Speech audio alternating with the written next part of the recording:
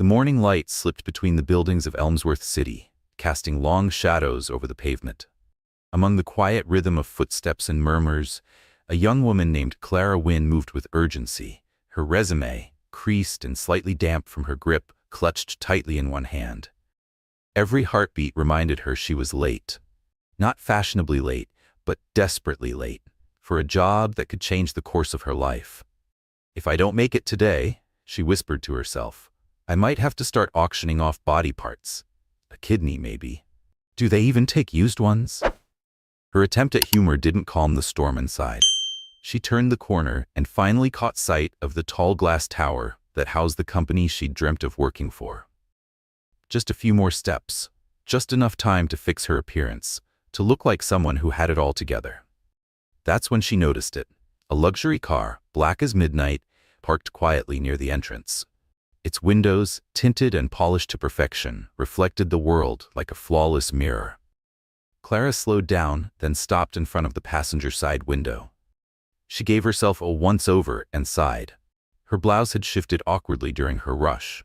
In one fluid, practiced motion, she began to adjust her bra beneath the fabric, hoping to regain some semblance of composure. She moved quickly, glancing around, thinking no one was watching. Then came the lipstick, applied with sharp focus, the way a soldier prepares before battle. She smiled at her reflection, but the relief was short-lived. A piece of lettuce, bold and unapologetic, clung to her front teeth. Clara stared, horrified. "Oh, come on," she muttered, trying to flick it away with her finger. The image she saw in the glass was almost laughable. A young woman, flustered and frantic, making faces at herself just minutes before a life-altering moment. And then the mirror moved. The window, silent and smooth, rolled down. She froze, hand halfway to her mouth, breath caught mid-chest. Inside the car sat a man, impeccably dressed, composed, and unfairly handsome. His eyes met hers without a trace of judgment, only quiet amusement, as though he had been watching the scene unfold like a private film. "Would you like a proper mirror?" he said gently, "or is the lettuce part of the charm?" Clara blinked. Her instincts screamed for her to run. Instead, she drew a shaky breath, wiped her hand on her slacks, and replied with a faint smile, "If you find my pride lying around somewhere, do let it know I miss it." The man chuckled, but not unkindly, just enough to soften the air between them. "Well," he said, "it looked like the window made the first move. You just responded." "It's not something I usually do," Clara said, heat rising in her cheeks. "Fixing my bra in public, I mean. Or making friends with my own reflection. Sounds like a bit of bad luck. A broken mirror, an ambush by salad. Maybe the universe is having fun today." She glanced at her watch and gasped. The time had slipped right through her fingers. "I have to go," she said suddenly. "Interview. Important one." He leaned his arm casually against the frame. "If the people inside see even half of what I just did, you'll be running this place in a month." Clara gave him one last look, a blend of gratitude and embarrassment. "Good luck with your incredibly polished life," she said, already turning away. "Same to you, Miss Mirror Moment." She didn't reply. She was already inside the building, a blur of nerves, determination, and slightly smeared lipstick. And upstairs, just before the elevator doors closed, Clara placed a hand over her chest and exhaled, steadying herself for what came next. Clara did her best to steady her breath as she stepped out of the elevator. The receptionist greeted her with a kind smile, as if this were just another ordinary day. "You may go in now, Miss Wynne. Mr. Hale will join you shortly." "Right, of course," Clara replied, her voice a few steps behind her composure. She smiled faintly. "Never been more emotionally balanced in my life." The conference room was striking, walls of glass, sleek furniture, and an air of importance that made her straighten her back instinctively. She sat delicately on the edge of a chair, her heart still racing like a parade drum echoing through city streets. Then the door opened. She turned, smile ready, posture rehearsed, and froze in place. Nicholas Hale entered the room like confidence personified. The same tailored suit, the same calm expression, the same unmistakable glint of mischief in his eyes. "It's him." Clara's breath caught in her throat. "You?" she blurted out, rising so quickly she nearly tipped the chair behind her. He raised an eyebrow, feigning mild surprise. "Me? Were you expecting someone else? You're the CEO? And you're the woman with the lipstick, the lettuce, and the bold use of car windows. he replied, taking his seat with unshakable ease. Clara let out a strangled groan and covered her face. I want to vanish. Relax, Nicholas said, his voice low and amused. I try not to judge. Too much. He gestured to the seat opposite. Go ahead, make yourself comfortable, but if you need to adjust anything else, kindly give me a warning. Just so I'm prepared. Clara sank into the chair, willing the earth to open beneath her. This can't be real. It has to be a dream. Welcome to your interview, Miss Wynne, he said smoothly. And don't worry, whatever happens from here, it's unlikely to top what happened outside. She stared at the window behind him. Is it too late to jump? He chuckled. I'd shut the window first if I were you. You seem like a flight risk. At that moment, Clara was convinced the universe had a strange, slightly cruel sense of humor. Of all people, she had to humiliate herself in front of the most striking man she'd ever seen, who also happened to be the one deciding her future. Nicholas picked up her resume, scanning it with narrowed eyes. Clara Wynne, Bachelor's in Business Administration, Marketing Certification, 2 roles as a financial assistant. He murmured, then glanced up, eyes twinkling. No mention of sidewalk acrobatics or spontaneous performances through car windows. She gave a small, sheepish smile. I'm still revising that part. I thought about adding street performer as a side gig, but it didn't feel very professional. A shame, he replied, crossing his arms. I might have hired you on that alone. He leaned slightly forward, expression shifting. Have you worked with technology before? Clara nodded. Absolutely. Just yesterday, I got the microwave to work on the first try. Groundbreaking, really. Nicholas laughed softly, shaking his head. I like this energy. We're off to a strong start. He flipped a page, then looked back up. Tell me, why do you want to work here? Clara hesitated, then inhaled deeply. She could switch to her interview voice, recite prepared answers, but what was the point? After what had already happened, the only thing she had left was honesty. Because I'm good, she said, steady now. Even when no one expects much from me. Even without the right school names or connections over expensive dinners. I work hard, I don't give up, and if someone gives me a real chance, I don't waste it. Something in Nicholas's gaze changed. The teasing faded for a moment, replaced by something quieter, something that saw more than he'd expected. That was honest, he said quietly, and rare. I can lie too if you'd prefer, Clara added, sitting up straighter. I'm great at it. Like right now, I'm completely calm, totally not considering leaping through that window. He laughed again, a little softer this time. I like people who don't hide behind rehearsed answers, he said. But I also like to test limits. Clara tilted her head. Test them how? Nicholas twirled the pen in his fingers, watching her with a gleam that hinted at challenge. Well, for starters, what if I told you someone in this room already has an opinion? Nicholas rested his pen on the desk and met her eyes with a calm intensity. What if I told you, he said, that someone in this room already has an opinion about you? Clara tilted her head slightly, a subtle lift of one brow. Does that opinion include clumsy, overly talkative, and slightly traumatized by leafy greens? A small laugh escaped him. No, I'd say unpredictable, and, for reasons I can't quite explain yet, compelling. Clara felt her breath hitch, just slightly. The room suddenly felt smaller, or maybe warmer. She pushed a loose strand of hair behind her ear, then found her voice. Well, she said softly, I'd say that person has questionable taste, but excellent judgment. Nicholas smiled then, not the amused curve of earlier, but a full, quiet smile that settled in the corners of his eyes. He closed her resume and placed it down carefully. Miss Wynne, he said, rising from his seat, I have a feeling we'll be crossing paths again very soon. Clara blinked. Wait, what do you mean? Is the interview over? I've seen everything I needed to, he replied simply. You've already passed the hardest part. She stood too, trying to steady her posture. And what part was that? Being yourself, he said, walking toward the door, especially when everything around you is falling apart. Clara stood frozen, unsure whether to laugh, cry, or grab her bag and run before he changed his mind. Well, thank you, Mr. Hale. He paused at the door. Just Nicholas? For now? She nodded, still trying to piece together what had just happened. As the door closed behind her, Clara leaned against the hallway wall and let out a long, disbelieving breath. There was no judgment in his eyes when she left, only something quiet and curious. It was, without question, the most unexpected interview of her life. But maybe also the most significant. The alarm rang at 6 a.m., but Clara had already been awake for 10 minutes, staring up at the ceiling of the cramped room she rented from an elderly woman with a cat she spoke to as if it were her roommate. Day 1, Clara thought, and her heart gave a nervous flutter. She stepped into a cold shower, pinned back her damp hair with a crooked clip, and put on the only white shirt she owned that wasn't stained. Her black pants had deep folds from being crammed in a drawer too long, but she did her best to smooth them with her hands. She looked into the cracked mirror in the hallway. "You look functional," she whispered to herself with a small smile.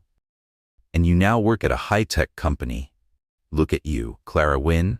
Almost executive material." The subway ride was a mild battle. She got elbowed twice and wore half a stranger's coffee by the time she reached her stop. She glanced at the brown stain blooming on her blouse and sighed. "It's fine," she muttered. "It fits the aesthetic of chaos."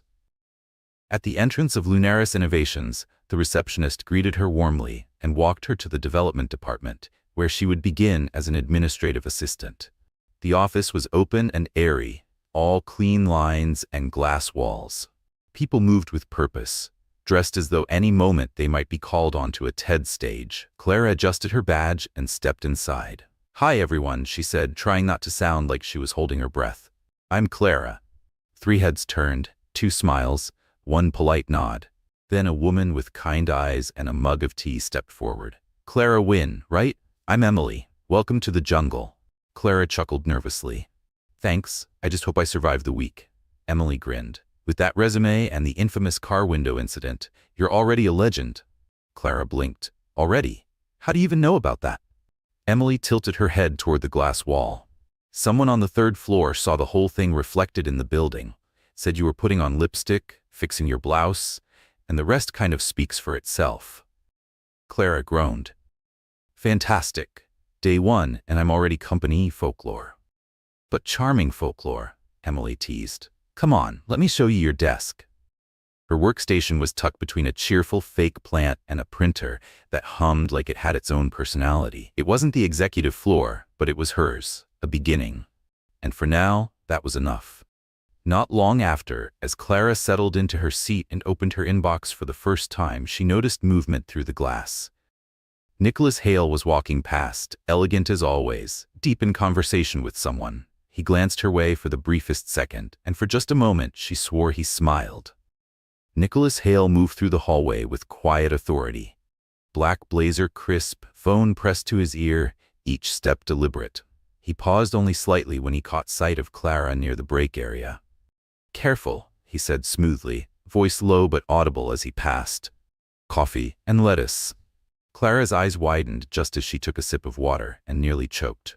Emily, standing beside her, stifled a laugh so sudden that she almost spilled her tea. "Miss Lettuce," she whispered under her breath, grinning as Nicholas disappeared around the corner.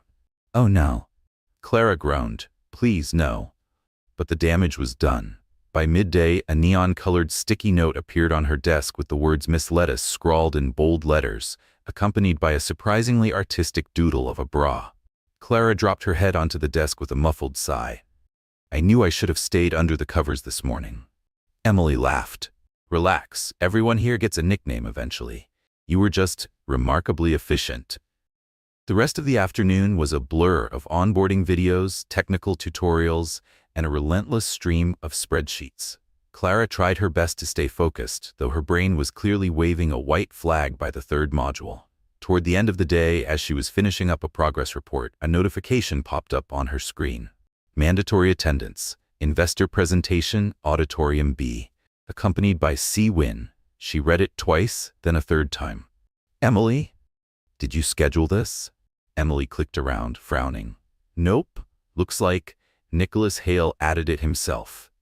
Clara's stomach sank. "Me? In an investor meeting? On my first day?" "Guess he sees potential in you," Emily shrugged. "Or he's hoping for another viral lettuce moment." Clara exhaled slowly and stood. "Here's hoping I don't trip into the spotlight and wake up on someone's LinkedIn feed." She walked toward the auditorium with steady steps, willing herself not to panic. Just breathe. Don't think about the investors. Don't think about stage fright. Just Breathe. Nicholas was already at the entrance when she arrived. Clara, on time. That's rare around here. She gave him a nervous smile. So you really want me in there with you? I like surprises, he said simply, and you're good at them. I usually sit in the back, she said, preferably near snacks. Well, today you're trading cookies for a front row seat, he said, opening the door. Just observe. No pressure. You don't have to speak unless you want to. She took a deep breath. Okay, but if I faint, I'm filing for hazard pay. They entered the auditorium together. The room buzzed with quiet energy, rows of tailored suits, polished shoes, and people who looked like they belonged in glossy magazines. Nicholas took the stage with ease, presenting the latest developments with precision and confidence. Everything was going smoothly until a sharp question from the back of the room cut through the air. How do you plan to reach younger users with this product? There was a beat of silence. Then Nicholas turned slightly and looked at Clara. Her heart jumped. She blinked. Me? All ears, he said, giving her space. Clara cleared her throat. Her voice came out softer than she intended, but steady. Maybe by showing the human side of tech, she said. Using humor, real-life situations, not making it feel exclusive or intimidating. Something that tells people, even if you still feel like a hacker when you use a microwave, you belong here. A few quiet chuckles moved through the room. One investor gave a thoughtful nod. Someone else added, "That's actually a good point." Nicholas looked at her, a glimmer of something proud behind his composed expression. As if to say, I knew you had it. After the presentation, as they walked toward the exit, he glanced at her and said, "Well, you survived your first day." "Barely," Clara replied, exhaling, "but still standing." "And you earned a nickname." Clara groaned, "One that will haunt me forever." "Or," he said with a hint of mischief, "it could be your legacy." Clara laughed, this time without hesitation. For the first time since she arrived, something settled in her chest, a quiet sense of belonging. The next morning, Clara woke to the faint hum of the city outside and the soft snore of her landlady's cat from the other room. Her mind felt groggy, but her body was already bracing for whatever came next. Second day. She sat up, rubbed her face, and looked at her phone. Still employed. Miracle? Or clerical error? She pulled herself out of bed and dressed with care. Black slacks, a beige blouse with slightly uneven buttons, and the only heels she owned that hadn't completely surrendered to time. She pinned her hair back neatly and chose a softer lipstick this time. "No lettuce," she said to her reflection in the cracked mirror. "No surprises." But deep down, a small voice whispered, "Nothing about this job has been predictable so far." And maybe that was the best part. Disasters, Clara thought, stepping off the subway. "Let's see what you've got today." As she entered the glass-walled lobby of Lunaris Innovations, the receptionist gave her a knowing smile and a polite nod. Clara returned it with a half-wave that landed somewhere between awkward and charming, then made her way to the development floor. Emily was already at her desk, hunched over a spreadsheet, chewing on a protein bar with the enthusiasm of someone gnawing on cardboard. "Survived the initiation, Miss Lettuce?" Emily asked, eyes still glued to her screen. "Barely," Clara replied, "but technically I'm still breathing." "Good," Emily said, tapping a few keys, "because you've been summoned to another meeting." Clara stopped mid-stride.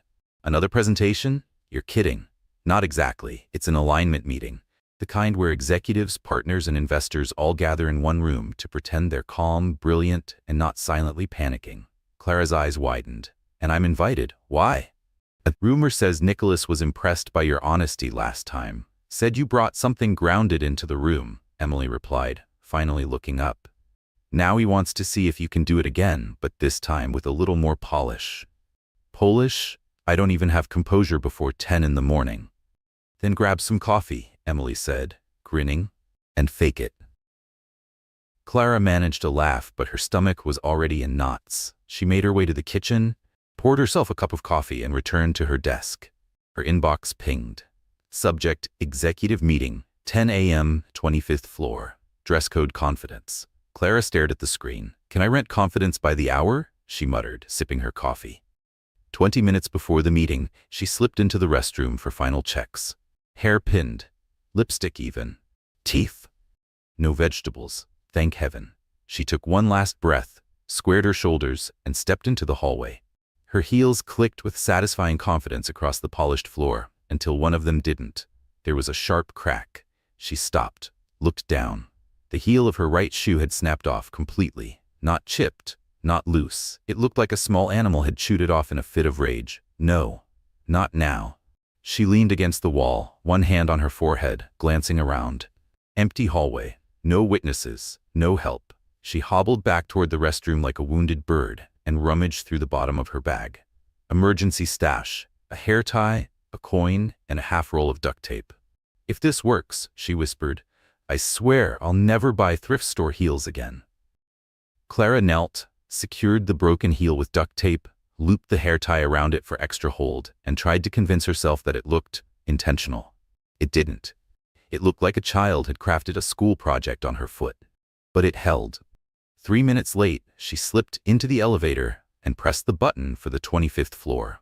As the doors began to close, a hand slid between them, pausing the motion with movie-perfect timing. Nicholas stepped in, as composed as ever. Charcoal gray suit, crisp white shirt, the faint scent of expensive coffee clinging to him like a signature. "Miss Wynne," he said, eyes cool but amused. Always on time, with just the right amount of drama to keep things interesting. Clara offered a smile, lifting her chin. "Style is part of the brand, Mr. Hale." He glanced down, catching sight of the duct tape. "Is that?" "It's called innovation," she replied. "Adaptability, creativity, very in-demand corporate skills." Nicholas chuckled, shaking his head. "You're definitely not from HR, and probably not from this planet either." They stood in silence for a moment, at the elevator humming softly between floors. Somehow, the quiet wasn't tense. It was almost easy. As they reached their destination, Nicholas turned to her. "Try not to slip on stage. Investors tend to prefer their pitches without acrobatics," Clara smirked. "Unless I do it in slow motion. Very cinematic." He gave her a look, half warning, half admiration, and together they stepped out onto the polished floor, where another round of unexpected moments surely awaited. The meeting room on the 25th floor felt like something out of a high-level strategy film. Floor-to-ceiling windows opened up to a sweeping view of the city skyline, all glass and ambition. At the center sat a long oval table, dotted with bottles of sparkling water, sugar-free biscuits, and a quiet tension only boardrooms knew how to breed. Clara sat beside Nicholas, trying to appear composed, even as her sock clung stubbornly to the duct tape patch holding her shoe together. The meeting began with slides and charts, market trends, growth forecasts, strategic metrics. Clara scribbled notes diligently, though half the terminology felt like it had been borrowed from an alien language. Then came the section on user experience, a new direction for one of the company's major projects. Nicholas turned toward her, his tone calm but unmistakably direct. "Clara, would you like to share what we discussed about user perception?" Her eyes widened slightly. What we discussed. There had been no such discussion. This was clearly an invitation to improvise, or maybe a test. Either way, she couldn't hesitate. Clara stood up carefully, praying the heel wouldn't betray her again, and offered a steady smile. "What we've come to understand," she began, "is that people don't just want technology that works. They want to feel like it sees them, that it understands them. They want simplicity, yes, but they also want warmth." She glanced at the faces around the table. An interface that doesn't intimidate. A message that says, "Hey, it's okay. You don't have to know what cloud computing is to belong here." There were a few soft laughs. One investor, silver-haired in a beige suit, leaned forward and said, "Finally, someone speaking human." Clara sat back down, pulse racing, trying not to fidget with her patched shoe. Nicholas gave the faintest nod. "Well said." As the room slowly emptied after the meeting, Nicholas approached her, hands in his pockets. "You realize you stole the show, right?" "I hope it wasn't just because of my footwear," Clara replied, half joking. "That too," he said, "but mostly because you translated complexity into something real." "That's a rare gift," Clara smiled. "Same gift that leads me to questionable coffee and even worse shoes, apparently." Nicholas looked at her then, a little longer than necessary, his voice softened. "Do you have plans tonight?" Clara blinked. Once, twice, 3 times. Is that an invitation?" "A professional one," he said with a smirk. "Dinner with some of our partners. I think it would be good for you to come, get a feel for the broader team. But he paused, glancing down. Maybe consider changing your shoes first. She laughed. Deal. Just let me know if it's sushi or spreadsheets. I'll email you the details, he said, starting to walk away. Then he stopped and turned. Clara, thanks for today. As she stepped into the elevator, the patched-up shoe held firm, but her heart was fluttering like the duct tape trying to keep everything together. That evening, Clara stood in front of her closet like a contestant in a game where none of the choices felt like the right one. Black. Always black. It's slimming, it's safe, and it hides the fact that I forgot to shave my legs, she thought. She pulled out the one black dress that still fit without requiring divine intervention. It was simple, but elegant enough, and familiar in the way only long-loved clothing could be. She slipped into a pair of well-worn ballet flats, the same pair that had danced through more weddings than she could count, and applied her lipstick with the quiet intensity of someone trying to draw a perfect line on an uncertain evening. Her phone buzzed. Dinner, 8 p.m., Le Dujardin. Formal attire. P.S. No duct tape, please. Clara smiled. No duct tape, noted, but if my shoe falls apart again, I'm relying on sheer willpower. At the subway station, she rode the escalator with the grace of someone who'd nearly tripped, twice. She walked the 3 blocks to the restaurant, dodging a puddle, an elderly woman pushing a cart, and a skateboarder who very nearly sent her flying. When she arrived in front of the restaurant, she paused to take it all in. Le Dujardin looked like a scene lifted straight from a French film. Dim lights glowing through the windows, a soft buzz of conversation, and patrons dressed in coats that probably cost more than her monthly rent. The waiter at the door turned as she approached, with a look that made her check, just for a second, if she still had duct tape anywhere visible. The maître stood at the entrance like he just stepped out of a fashion magazine, or perhaps a documentary on elegance. Good evening, he greeted, accent polished to cinematic perfection. How may I assist you? Clara adjusted the strap of her modest backpack, suddenly hyper-aware of how it clashed with the room's ambiance. She cleared her throat, trying to sound like she belonged. I'm here with Nicholas Hale's party. The maître's eyebrow lifted ever so slightly. You are a guest of Mr. Hale? No, I mean, yes, but not like that. I'm an employee. A legitimate salaried one, she added quickly. We're colleagues. He invites me to meetings, not the romantic kind, the PowerPoint kind. He didn't react, simply nodded and led her through the dimly lit restaurant to a quiet table tucked in the back. Clara smoothed her dress as she walked, praying she wouldn't trip on the plush carpet. Then she saw him. Nicholas sat alone, a glass of red wine in hand, looking like he belonged in a perfectly staged magazine spread. Tailored blazer, crisp shirt, a man who probably selected wine based solely on poetic French names. Clara stopped. Where's everyone else? They canceled, Nicholas said, not missing a beat. All of them. At the same time. Strange, isn't it? Uh-huh. Like those rom-com scenes where someone accidentally falls into their crush's arms. Total coincidence. He smiled. Sit, Clara, it's just a work dinner, one with linen napkins and staff who judge you in silence. She took her seat, adjusting a chair that clearly hadn't been designed for actual humans. Right, just a work dinner, she murmured. In a place where menus don't have prices, that's always promising. If anything's overpriced, Nicholas said lightly, we'll just pretend it tastes terrible. The waiter reappeared with practiced grace. Would you like something to drink? Sparkling water, Clara replied, then added, and perhaps a small side of confidence. Nicholas chuckled. Red wine for me, and she'll have still water. Apparently, bubbles are distressing. They give me hiccups, Clara said, shrugging, and humiliation. The waiter nodded, unreadable, and glided away. Clara opened the menu and blinked. Everything was in French. Everything in fine print. Everything seemed suspicious. What's this one? She asked, pointing. Something with duck liver? Foie gras, Nicholas replied. And this one? Same duck, different name? Maigret de canard. Same duck, different fate. So the duck dies twice and ends up on 2 separate plates. Someone should tell him he's overachieving. They laughed, easing into a more comfortable rhythm. When the waiter returned, Clara quickly pointed at the only item she could pronounce without butchering. I'll have the croque monsieur? Ah, a classic, the waiter said. Bread, cheese, comfort disguised as cuisine. Perfect, that I can handle. When the food arrived, they ate with a kind of quiet amusement. Nicholas held his fork like a sculptor with a chisel. Clara, by contrast, was still deciding whether she was supposed to be elegant or just get the food into her mouth without dropping it. She leaned forward slightly. "So, why me?" Nicholas looked up. "Why you what?"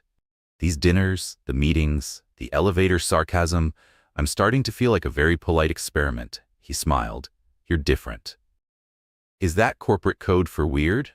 "No, it's a polite way of saying you do things like this." He motioned toward her. Clara glanced down and realized her napkin had slipped from her lap. Again, she'd tried to catch it with her foot, which was now awkwardly resting on it. "I'm just efficient," she said, flustered. "Why bend down when you can use your leg like an extra arm?" "And yet," Nicholas said, leaning back, "you managed to impress a room full of investors yesterday. I was sure they were going to vote me out of the building." "They nearly applauded you because you didn't talk at them. You spoke to them, like a real person." "That's rare." Clara grinned. "So my skill set is mostly stammering and covering it up with light sarcasm." "Exactly." She laughed, wiping the corners of her mouth. "And you? Have you always been this polished? Calm CEO, timeless blazer, hair like you just walked off a shampoo commercial?" "Absolutely," he said with a straight face. "Born in a three-piece suit, clutching a business plan." "Liar," she said, shaking her head. "You look like someone who once—" "I was that kid in school," Nicholas said, leaning back in his chair, "who corrected the teacher." Clara grinned. "And I was the one who copied from the kid next to me and still got it wrong." They both laughed, surprised by how easily the conversation flowed. "Funny how we ended up here," Clara added, looking around the elegant restaurant. "Dinner, conversation, fine cutlery." "The power of networking," Nicholas said, raising his glass. "Or pure chaos," Clara replied. The waiter returned with dessert, an artful creation of chocolate and gold dust that looked more like sculpture than food. Clara went silent, her eyes wide. "Is this edible? Or just for taking photos?" "Just don't press too hard," Nicholas said, smirking. "If it falls apart, they might charge you for modern art." Clara picked up her spoon with the focus of a surgeon. "If it collapses, I'm calling it an emotional earthquake." Nicholas chuckled again, and when Clara glanced up, her smile was shy but real. The atmosphere between them had shifted.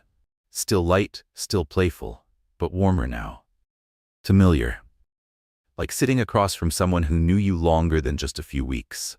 Someone who happened to be absurdly well-dressed, charming, and, yes, dangerously handsome. When they stepped outside, the night air met them with a quiet chill. Clara instinctively rubbed her arms. Nicholas began to remove his jacket, but she waved him off. "Thanks, but I'd probably break into a nervous sweat just trying not to ruin it." "It's just a jacket. Doesn't bite." "It probably costs more than my rent," Clara said, "and expensive things make me nervous." "Why's that?" "Because expensive things are fragile," she replied, "like stiletto heels, or hearts that accidentally develop feelings for their boss." Nicholas looked at her a moment too long, then smiled, not saying anything more. "Want me to call you a car?" he offered. "I'm taking the subway," she replied. Back to reality. "I'll walk you to the station then. Only if you don't complain about the smell. Only if you promise not to touch the handrails. Those have more DNA than a crime lab." They laughed as they walked, their pace easy, steps echoing on quiet sidewalks under the glow of street lamps. The world felt slower, more cinematic. They passed a shop window with mannequins dressed in fashion that made no seasonal sense, fur coats paired with shorts. "What is that supposed to be?" Clara said. "Post-apocalyptic couture," Nicholas replied. The mannequin clearly had a fight with the seasons. When they reached the subway entrance, Clara paused at the top of the stairs. "That was nice," she said. "Strangely nice." "The strangest dinner I've had all year," Nicholas admitted. "Don't you go out much?" "Only when I'm with someone unpredictable, who makes me laugh and turns disasters into charm." "So," she said, "you like danger?" "Only the kind that ends with a smile." Clara took a few steps down, then turned back. "Nicholas?" "Yes? If I trip in the lobby tomorrow, will you fire me?" "Only if you do it with flair." She smiled, then disappeared into the station, her steps lighter than they'd been in weeks. The next morning, Clara woke before her alarm, and that was never a good sign. She stayed still for a moment, her face buried in the pillow, before reaching for her phone. The message from the real estate agency stared back at her. Subject, final notice before legal action. She read it 3 times, still hated it. Her bank account balance hadn't changed. In fact, her app froze every time she opened it, as if even it couldn't bear to look. "All right, universe," she whispered. "Message received. No need to shout." She got out of bed, pulled on the cleanest pair of jeans she had, and a simple black blouse. Hair tied back, lipstick applied with the last trace of optimism. She poured what remained of her coffee into a travel mug, more caffeine than hope, and headed out the door. On the subway to Manhattan, her thoughts were far away, tangled in numbers and anxieties. She nearly forgot to swipe her card at the turnstile and walked to her office on autopilot. When she entered the floor, Emily waved from her desk, bagel in hand. "Morning, Miss Lettuce. Sleep well?" "Sleep?" Clara asked, blinking. "Is that still a thing?" Emily smirked and pointed to Clara's screen. "You've got a meeting with Nicholas. 10 o'clock. Clara gave a small nod as she glanced at the calendar on her screen. Well, she thought, if he fires me today, at least I'll save on subway fare. When she entered Nicholas's office, he was flipping through a stack of papers, a mug of black coffee in his hand, unsweetened, which in Clara's opinion bordered on criminal behavior. "Good morning, Clara," he said without looking up. "Have a seat. There's something I'd like to show you." She sat down, trying to mask the growing tightness in her chest. "I'm listening." Nicholas slid a folder across the desk.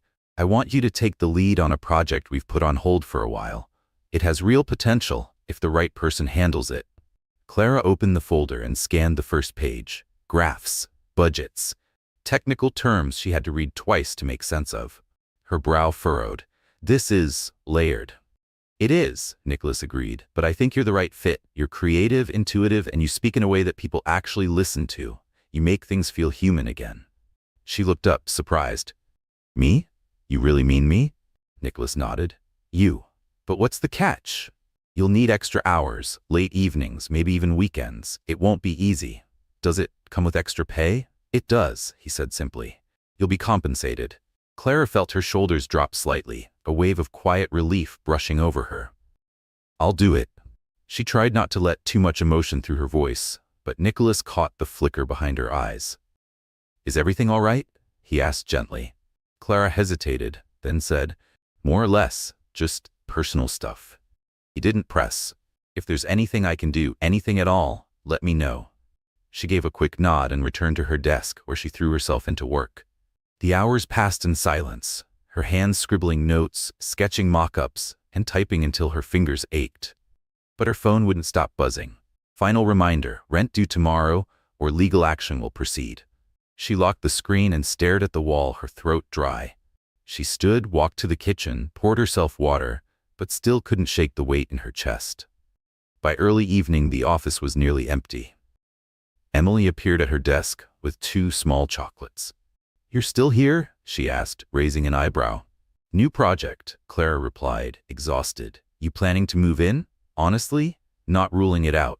Emily placed 1 chocolate beside her. "At least eat. It's the cure for 70% of office meltdowns." Clara smiled. "Thanks. You're officially HR and therapist in one." After Emily left, Clara gathered her notes and walked toward Nicholas's office. She knocked gently and stepped inside. "I have a rough draft," she said. "Still early, but I wanted to show you where I'm heading." Nicholas took the pages and read through them carefully. He made a few quick notes in the margin and looked up. "This is good," he said. "You understand people, and that's rarer than you'd think in a place like this." Clara gave a polite smile, but her mind was already drifting elsewhere. Nicholas noticed. "Clara," he said, softer now. "Is something going on?" She stared at the floor for a second, then exhaled and told him the truth. "I'm being evicted.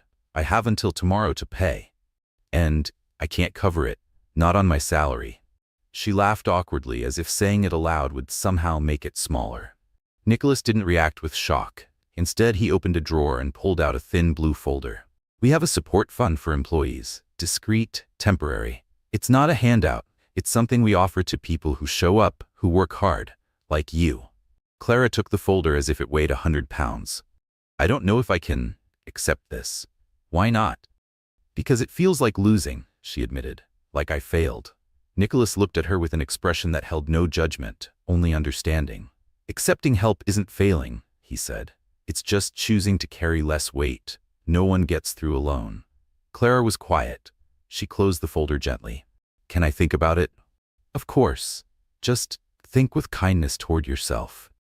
That night, Clara sat on the edge of her small bed, heels off, exhaustion heavy in her bones. She opened the folder again. The numbers weren't extravagant, but they were enough to cover rent, to keep her going. Just for a while. Just to breathe. All right, she thought, just a breather. I'll take it. The next morning she arrived earlier than usual. The office was still quiet, washed in pale sunlight. She walked straight to Nicholas's door, the folder pressed to her chest. Morning, she said. Nicholas looked up. Morning. I've thought about it, she said, and I accept. He nodded once, kindly. Good. Everything will be fine. Thank you. Now go, he said, a hint of a smile in his voice. We've got a tight deadline. She stepped out, the door clicking softly behind her. Her steps felt lighter. Her body still tired, but her heart not quite so heavy. For the first time that week, Clara felt something unexpected. She didn't feel alone anymore. Monday arrived with the quiet hum of possibility. Clara walked into the office, ideas buzzing in her mind, and a feeling in her chest that maybe, just maybe, she was about to change something. Even if it was just the background color of the dashboard. Clara sat at her desk, opened her laptop, and took a steadying breath. The presentation was taking shape, but she wasn't going to build it the usual way. She wanted clarity, simplicity, humanity. She structured it the way she would want to understand it. Clean slides, plain language, and real-life comparisons. Using this system, she muttered aloud while typing, should be as easy as making instant noodles. 3 steps and done. Emily walked by, just in time to catch her talking to the screen. Already having full conversations with yourself? Only when the ideas are worth it. Then maybe you should start charging for TED Talks. Clara smiled and kept working. This wasn't going to be another jargon-heavy pitch. She wanted to explain the system the way you'd explain it to your neighbor over coffee. Simple graphs, friendly tone, real metaphors. The more she worked, the clearer it all became. Not just for others, but for herself too. Later that afternoon, Nicholas appeared beside her desk. His voice was low, but warm. You look focused. I am, though this is just a draft. Let's take a look. She turned the screen toward him. He read through the slides slowly, then looked up. This is excellent. Clara blinked. Really? I was worried it'd feel too casual. That's exactly why it works. It's accessible, clear, and most importantly, it builds trust. He paused. I want you to come present this with me at the tech fair in Chicago. Clara's mouth opened slightly. Chicago? A fair? As in travel? Yes, we have a booth. I think your perspective will stand out. You explain things differently, and people listen. She was quiet for a moment. I've never traveled for work before. Well, Nicholas said, then let's make your first time count. The week passed in a blur. Clara was nervous, but also excited. Emily lent her a small suitcase and a list of survival tips. Just one rule, she said, mock serious. Don't say like you know into the mic. I'll try, Clara promised. By Friday, she and Nicholas were at the airport. The flight was smooth. They talked lightly, songs that get stuck in your head, the politics of airline snacks. Every time I order chicken, Clara said, I immediately regret it. Every time I order pasta, Nicholas replied, I get an apology. They arrived in Chicago and headed straight to the hotel. The next morning, the venue buzzed with activity. Booths, badges, lights. Clara rehearsed with the team, ran through her slides. Her voice trembled at first, but soon she found her rhythm. She spoke clearly. She smiled. She used real-world metaphors. She watched faces light up in understanding. Nicholas stood at the side, arms crossed, saying nothing, but listening to everything. Later, one of the technical leads leaned over and whispered, She's good. People actually get what she's saying.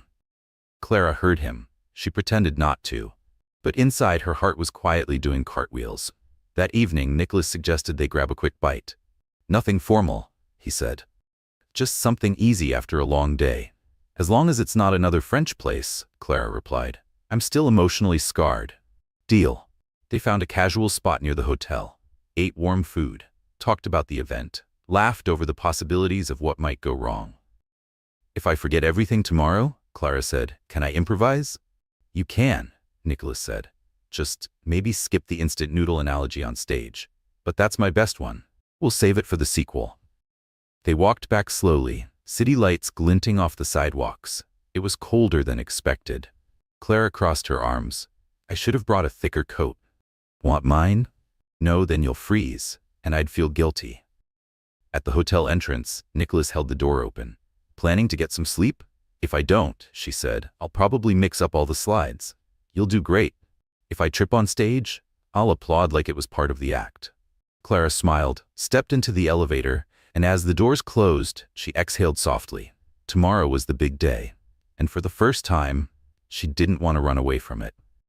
The next morning, Clara woke up with her heart racing. She reached for her phone, 7 a.m. In her dream, she'd been standing on stage, accidentally speaking French, and the microphone hadn't worked. She'd woken up halfway through shouting the word, croissant. Clara stretched slowly, then rose from bed, her body still half asleep, but her mind already buzzing. After a warm shower, she paused in front of the bathroom mirror, silently asking it for advice. It gave her nothing, so she spoke to herself instead. You'll be fine. You've practiced. And no one here knows you tend to trip over your own feet. She pulled her shoulders back and headed down to breakfast. Nicholas was already there, coffee in hand, a small notebook open beside him. He looked as composed as ever. Clara grabbed a slice of toast and joined him at the table. Did you sleep well? He asked. I dreamed I was a futuristic sleeping beauty with slides, she replied. Well, at least you got some rest. More or less, she said. But I'm ready, I think. Nicholas smiled. You'll do great. Promise you won't leave me alone on stage? I promise, unless the stage collapses. Perfect, I feel so reassured. At the venue, the air buzzed with the kind of focused energy only large-scale tech events carry. Their presentation was scheduled in one of the reserved rooms, a quieter space meant for deeper discussions. Clara reviewed her slides one last time, breathing in slowly through her nose, out through her mouth. Her fingers trembled slightly, but her eyes were steady. When it was time, Nicholas opened with a short, confident introduction, then turned the floor over to her. At first, her voice wavered ever so slightly, but then came a rhythm. Her examples were simple, her tone warm. She spoke like she was having a conversation, not delivering a lecture. People leaned in, some laughed at her metaphors. Others nodded, visibly connecting with what she said. A few even scribbled notes with real enthusiasm.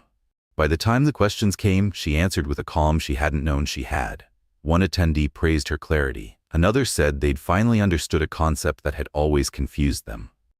After they stepped out of the room, Nicholas turned to her with a proud smile. You were incredible. I didn't faint, Clara said, grinning.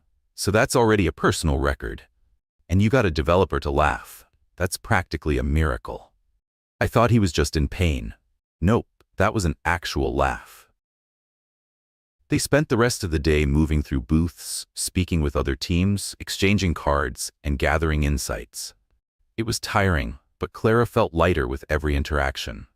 Later that afternoon, they returned to the hotel for a short break before dinner with other company team members. Clara dropped her bag on the chair in her room and collapsed onto the bed. She grabbed her phone and texted Emily. The presentation was a success. I'm still alive. Didn't trip.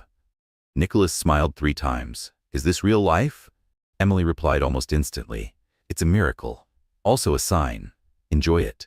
After resting a while, Clara made her way to the lobby. Nicholas was already waiting near the elevator. Ready for dinner? He asked. Hungry? Yes. Socially energized? We'll find out. They stepped into the elevator together. Just the two of them. A quietness settled over them. Not awkward, but charged with something unspoken. Clara watched the floor numbers climb. Nicholas said nothing for a moment, then turned to her. I'm proud of you today. She looked at him. Thank you. You helped me believe I could do it. It wasn't help, he said softly. I just noticed what was already there. She looked away for a second, then met his gaze again. They both smiled, but this time it felt different, warmer, closer. Then, without warning, the elevator jolted and stopped. Clara blinked. Was that? Nicholas glanced at the panel.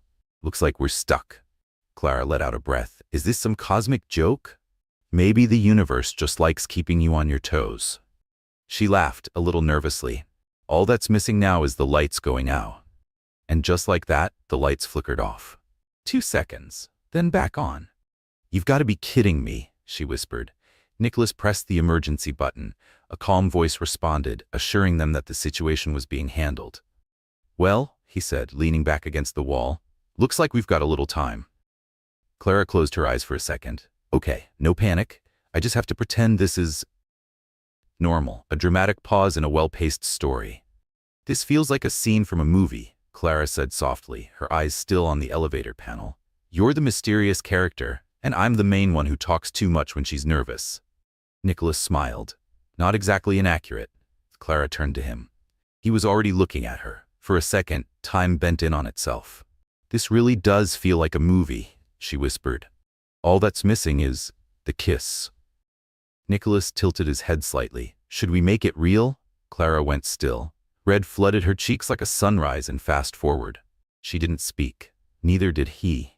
But they looked at each other, not with curiosity, but with something quieter. Closer. He took a small step forward. Her heart thudded in her chest, and just like that, the elevator jolted and started moving again. Clara looked up at the ceiling. "Of course. Now," Nicholas chuckled. "Seems the universe didn't want the cliché."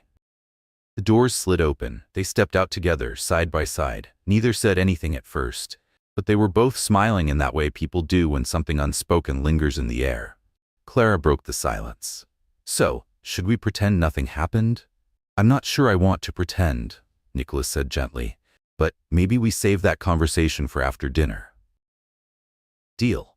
The walk to the restaurant felt different than the night before.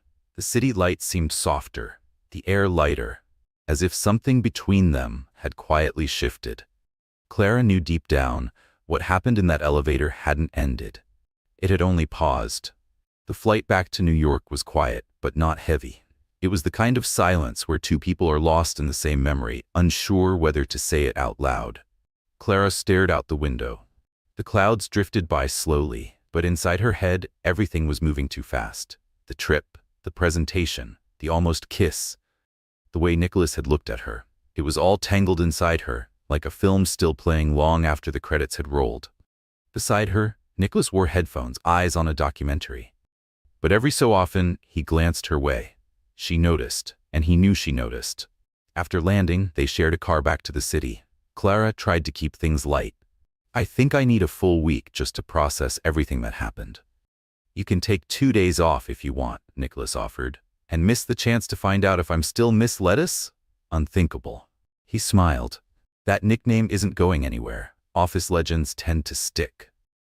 When they reached the building, Clara hesitated for a second before stepping out. "So, should we pretend it was just a normal work trip?" "If that's easier for now," he said, "then yes. I'm not sure it is what I want, but maybe it's simpler. Then it's a deal." Monday came, and Clara walked into the office like she always had. But something had changed, or at least it felt like it had. She sensed it in the way people looked at her, in the quiet smiles, in the glances by the water cooler that stopped mid-sentence when she walked by. She didn't need to ask. Emily was the first to say it outright. "I know everything." Clara blinked. "Everything about?" "About you, Nicholas, the elevator, the almost kiss. You two walked out looking like a rom-com poster. You know how fast stories spread in this place." Clara groaned. "But nothing even happened." "Exactly. And that's why people are obsessed. The what almost happened is more exciting than the truth." Clara dropped her head onto her desk. "Great, I'm officially the main character in a workplace rumor." "Well," Emily said, biting into her bagel, "at least you're a likable main character." Clara tried to ignore it. She really did. But the whispers didn't stop. Nor did the looks. Half curious, half admiring. It wasn't malicious. It was unexpected and uncomfortable. It felt like she'd leveled up in the social dynamic of the office without doing anything, except maybe standing too close to the CEO in a moment that hadn't even happened. And that wasn't how she wanted to be seen. She wanted to be remembered for her work, her clarity, her ideas, not for an elevator, not for a maybe. Nicholas too seemed subtly different, still kind, still composed. But behind his usual calm, Clara sensed something else, something unspoken, something unfinished. Nicholas was still professional, still focused and composed, but there was something new in the way they spoke, a subtle softness in their conversations, a pause that lingered a little longer than before when they passed each other in the hallway. A glance held for half a second too long. And yet, neither of them mentioned the trip, or the almost kiss in the elevator, until one afternoon. After a long string of back-to-back meetings, Clara stepped into the elevator alone. Just as the doors began to close, Nicholas slipped in. They stood silently. The air was still. Clara pressed her floor. Nicholas kept his hands in his pockets. They didn't look at each other, like the space between them had become a quiet truce. "I heard we've become some kind of office legend," Clara said at last, her voice soft but steady. "I've heard that too," Nicholas replied. "And you're not going to say anything?" "I'd rather not add fuel to the fire," he said. "But if you want, I could draft a formal statement. Nothing happened in the elevator, signed, both parties involved." Clara smiled. "That would only make them more curious." "Probably." Silence again. The elevator stopped. The doors opened. They walked out together. "I need to talk to you later," Nicholas said quietly. "About the project?" "That too." Clara nodded, but her heart was already racing. The next morning, Nicholas called her into his office. She sat down, her palms pressed against her lap. He closed his laptop, then looked at her. "First," he said, "thank you. The project was a success. The board approved the format, and your proposal is going to be used in the new campaign." Clara blinked. "Really?" He nodded. "You made it work. You brought something new, and more importantly, you made people listen." She exhaled, a real deep breath. "I'm glad to hear that. I put everything into it." Nicholas paused. "There's something else," he added, "about the rumors, the trip, everything people have been saying. I don't want it to hurt you or your reputation here." Clara hesitated. "It already is, a little." "How do you feel about that?" She took her time before answering. "I never thought I'd care so much about what people say," she admitted, "but I do, and I don't want to just be the elevator girl." "You're not," Nicholas said firmly. "Clara, you're one of the most intelligent, thoughtful, and creative people I've worked with. That's not a compliment. It's a fact." She looked at him, unsure what to say. Then finally, "Thank you. I needed to hear that." Nicholas nodded. "And if you ever want to talk about anything, I'm here." Clara stood, her expression softer now. "Maybe someday, but right now I have a report to finish." "Of course." As she walked out of his office, her mind spun. She had what she'd worked for: recognition, respect, results. But what she felt when she looked at Nicholas, that wasn't something she could put in a report. Later that day, Emily appeared at her desk, wearing that look. The one that meant she knew something. "So," Emily asked, "did he talk to you?" "He did," Clara replied. "About the project and the rumors. And nothing." Emily raised an eyebrow. "Is that what you wanted?" Clara let out a quiet sigh. "I don't know what I want." "Sometimes," Emily said, "you just need time." "Or a new elevator," Clara added. They both laughed. "For now," Clara said, "I think I'll just take the stairs." 2 hours later, Clara opened her email and nearly choked on her coffee. A digital invitation, gold lettering, elegant script, one word in bold, "Gala formal attire required." She read it 3 times, just to make sure it wasn't spam. Then stood and walked straight to Emily's desk. "Did you see this?" Emily didn't even look up. "The gala? Of course. And let me guess, you already have a dress, a salon appointment, and your nail color picked." "Obviously," Clara groaned. "I don't even know if I'm going. My bank account is allergic to formal wear." Emily looked at her with the fierce determination of someone who had made up her mind. "You are going, and you're wearing one of my dresses.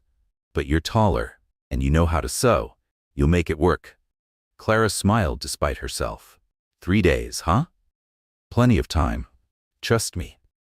In the bathroom of the office building, Clara stood in front of the mirror, wrestling with the zipper of the dress Emily had lent her. It wasn't a perfect fit. A little snug around the ribs, but at least she could move. Mostly. She glanced down at her shoes, a pair of simple black heels she'd kept for special occasions. The left one already tilted ever so slightly to the side, like it had seen better years. "This'll be fine," she told her reflection. "It's just a party, with music, fancy appetizers, and people whose paychecks could fund small countries. No big deal." The gala venue felt like something out of a dream. Warm lighting spilled across polished floors. Laughter floated gently above the notes of a string quartet tucked away in a corner. People stood in circles, balancing champagne flutes and conversations. Clara entered carefully, mindful of every step, willing her heels to behave. "Clara!" She turned at the sound of her name. Nicholas stood nearby, a slight smile playing on his lips. She said, adjusting the strap on her shoulder. I look normal, he said, then quickly corrected himself. I mean, elegant, normal for someone who's always elegant. She laughed softly. Thank you. I think the dress is Emily's. And the heel? Might not survive the night. Then we'll walk slowly, he said. They made their way across the room, joining a group of team members who greeted them with smiles, small talk, and inside jokes from the recent tech fair. For most of the evening, Clara stayed close to Nicholas, comfortably, not clingingly. She noticed how people looked at him. The quiet admiration, the soft awe. Especially the women, elegant, confident, some of whom looked like they stepped out of a fashion magazine. But Clara held her head high. She belonged here. Even if her borrowed dress had been stitched 2 nights ago and her shoes were silently rebelling. Emily appeared later, drink in hand and eyes sparkling. You're doing great. You haven't spilled anything. You haven't tripped. That's already a win. There's still half an hour left, Clara whispered. Plenty of time for disaster. Relax, Emily said. Everyone's been saying great things about you.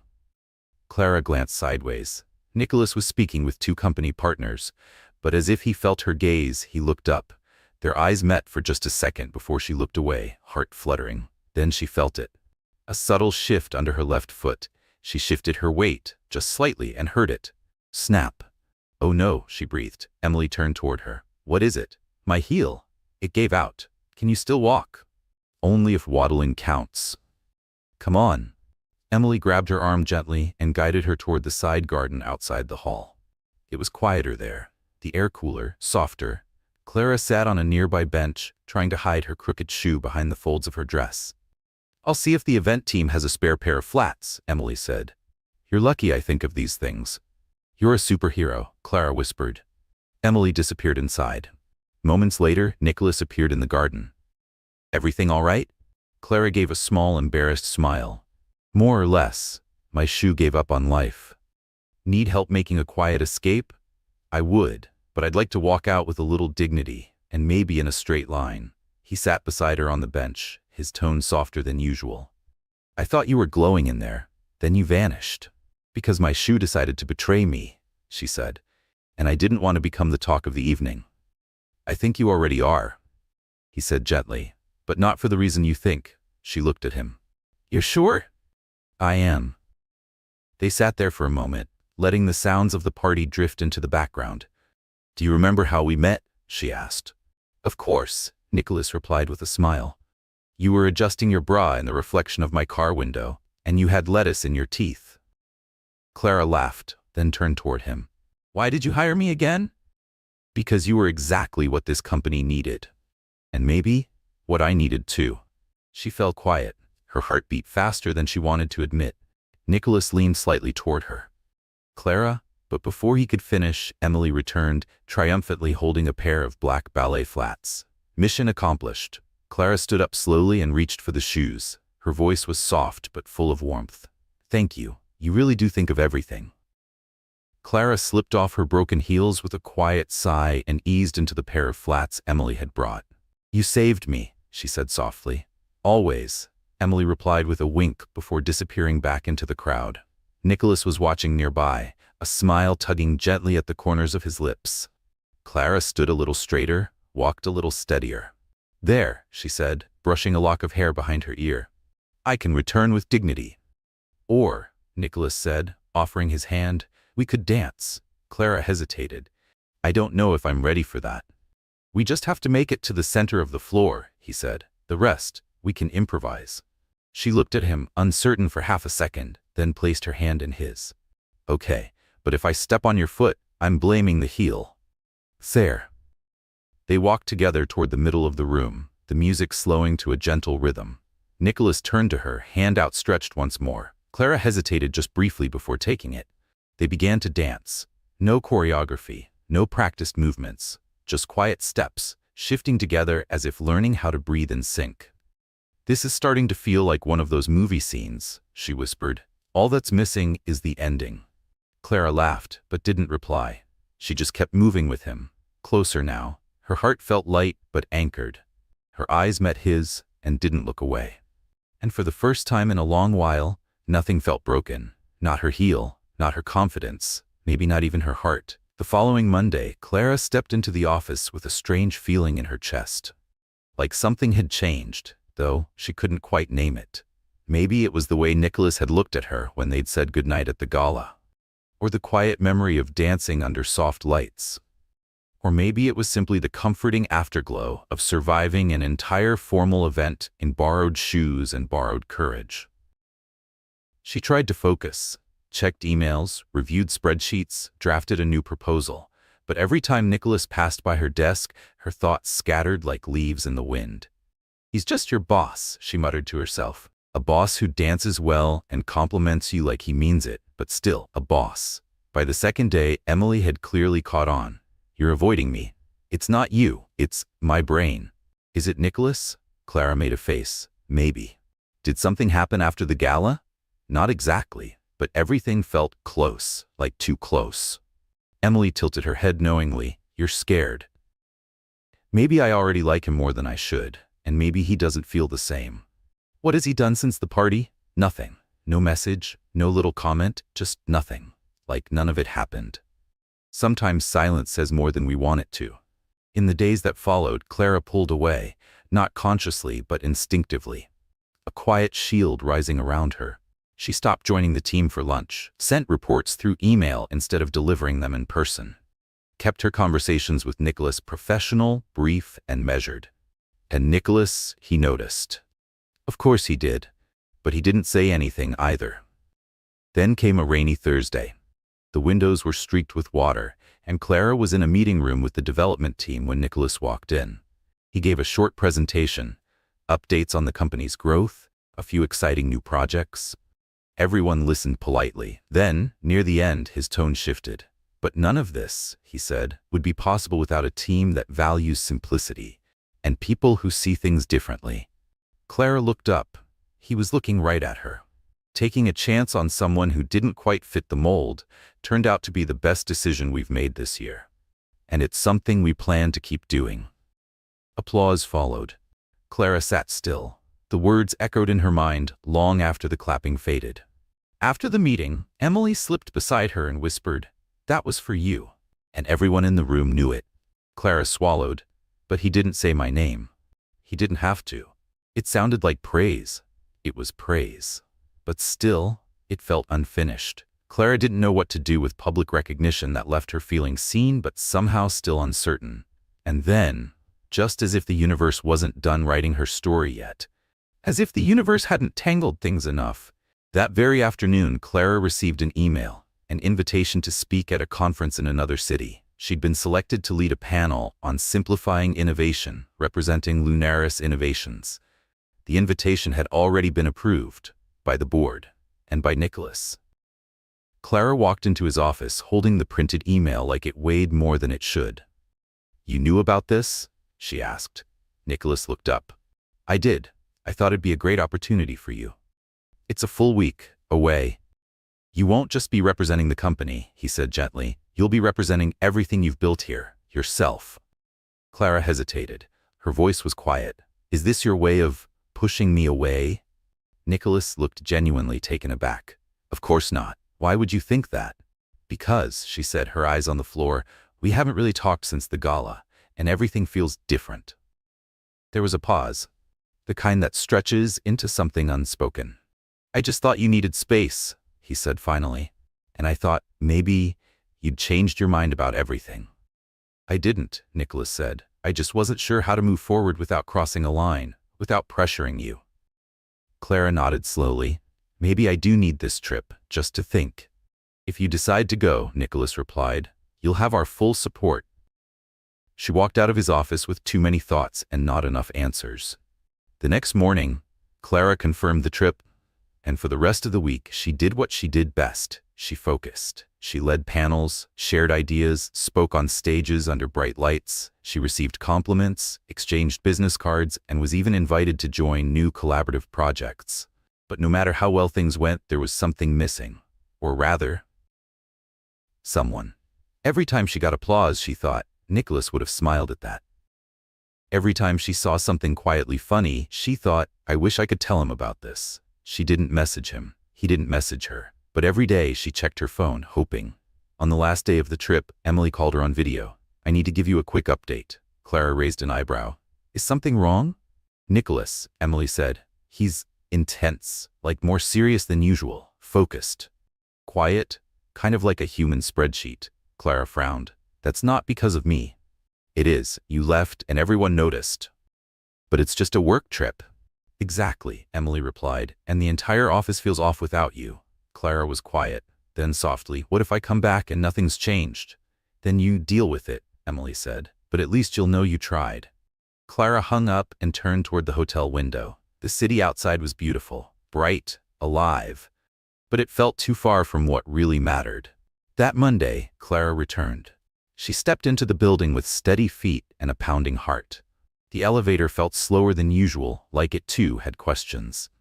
On her floor, she was met with hugs, warm smiles, and a few light-hearted jokes. The company was too quiet without you, one colleague said. I didn't think I made that much noise. It was the good kind. When Clara reached her desk, there was an envelope waiting. A folded note inside, written in clean, familiar handwriting. You were missed. N. She held the paper for a few seconds, then folded it carefully and slipped it into her notebook. For a moment, she thought about going straight to his office. Instead, she sat at her desk, opened her laptop, and took a deep breath. Work. Focus. One step at a time. But something caught her eye on the company calendar. A meeting had been scheduled, unexpectedly. Alignment meeting. Creative direction attendees. Clara Wynne, Nicholas Hale, a one-on-one with the CEO, on a random Tuesday. No warning. She frowned. It wasn't common, and it wasn't routine. Clara stood up and made her way to the meeting room. When she opened the door, Nicholas was already there, seated at the table with 2 cups of coffee. He looked up with a calm, quiet smile. Hi, Clara, he said. Take a seat for a moment. Clara sat down slowly, still a little wary. This doesn't feel like a regular meeting, she said. That's because it's not, Nicholas replied. I just wanted to talk. She didn't answer right away, just waited. I spent a lot of time trying to figure out how to invite you without making it awkward, he said. Then I remembered. We've already shared lipstick mishaps, wardrobe malfunctions, and a car window reflection. So, I think we've crossed that bridge. Clara smiled. True. Nothing like adjusting your bra in front of a stranger's car to set the tone. They both laughed, the kind of laugh that comes not from comedy, but from comfort. It was strange and beautiful how time could soften even the most embarrassing moments. Nicholas's voice lowered, more earnest now. The truth is, Clara, I admire you. Not just your work, but the way you think, the way you make sense of chaos, the way you stay calm when things fall apart. And slowly, this started feeling less like admiration and more personal. She looked at him, really looked, and saw no hesitation, just sincerity. I'm not someone who opens up easily, he continued, but with you it's always felt natural, and maybe it's time I stopped overthinking. Clara took a deep breath. I spent so long convincing myself that this was all just professional, that it was safer to pretend I didn't feel anything. But the silence, the distance, it wasn't because I didn't care. It was fear. Nicholas gave a small nod. Fear of what? That it was all in my head, that I was confusing kindness with affection, attention with interest. But now, I know better. She placed her hands gently on the table. No drama. Just try like you too, Nicholas. The quiet that followed wasn't empty. It was full of recognition, of relief, of unspoken understanding. So, he said, resting his forearms on the table, what do we do now? You're the one who makes the plans, she teased. What do you suggest? That we take it slow, but that we stop pretending nothing's happening. Clara smiled. That sounds fair. And maybe, he added, we go out to dinner, not as colleagues, not as CEO and employee, just 2 people figuring it out. As long as it's not one of those places where the menu doesn't have prices. I promise, affordable, readable menus only, she laughed, and no elevators. Deal. Before she left, Nicholas reached into his drawer and handed her a small box. Clara opened it and burst out laughing. Inside was a silver keychain shaped like a mirror. Engraved on it were the words, Warning, may contain lettuce and feelings. Is this real? Custom made, he said, smiling. I like to think of it as thoughtful branding. Clara slipped it into her bag, still smiling. Can I be honest? Always. This is the corniest and most wonderful thing I've ever received. Nicholas gave a mock bow. Mission accomplished. Clara stood up, and for a second, neither of them moved. So, now? Now we both go back to work, Nicholas said, and later I'll send you an address. No French names? CEO's honor. She left the room with a heart that felt both lighter and fuller. No grand kiss, no dramatic declarations, just honesty, and something even better, clarity. The months that followed weren't like the movies. There were no sweeping gestures, no whirlwind romance, just dinners, walks, conversations that went a little deeper each time. At the office, things stayed professional, mostly, but there were the occasional glances, quiet smiles, sticky notes that read, meeting at 11 a.m., bring coffee, and your smile. Or, lunch, bring your appetite, and that idea you mentioned yesterday. Emily, of course, knew everything, but she respected their space. Every now and then she'd glance at Clara with a smirk and whisper, "You two are subtle, but not that subtle." And Clara, she smiled too, because for the first time in a long time, her life didn't feel like a performance. It felt like hers. Everything had begun to fall into place. No more doubts, no more fear. Clara felt safe, steady, and above all, loved. Nicholas, too, seemed lighter. He still brought the same dedication to work, the same focus, but now there was a subtle shift in his gaze, a calm spark, the kind of peace only someone who's found what they were searching for can carry. Weekends became just for them. A museum here, a walk in the park there, sometimes a kitchen disaster that ended in flower-covered laughter. Other times, small victories, like successfully assembling a piece of IKEA furniture without breaking up or breaking something. Clara discovered that Nicholas could make pancakes and loved watching terrible sci-fi films, the kind with bad effects and even worse dialogue. Nicholas discovered that Clara collected mugs with silly quotes, and that she talked to herself when nervous, narrating her life like she was in a documentary. One Sunday, while they were walking hand in hand through the park, an elderly man passing by smiled at them and said, "When love is simple, it lasts longer." They didn't respond. They just smiled, because that's exactly how it felt, simple and full of meaning. A few months later, Nicholas invited Clara for a weekend away. He told her he needed to disconnect and knew just the place. Clara agreed, thinking it would be a quiet trip. She packed casual clothes, no makeup, no expectations, just peace. They arrived at a small wooden cabin nestled among tall trees, overlooking a quiet lake. The world felt slower there, calmer, like even time had taken a deep breath. On the second day, Nicholas suggested a boat ride. Clara had never been on a boat before, but she nodded and climbed in, trusting the moment.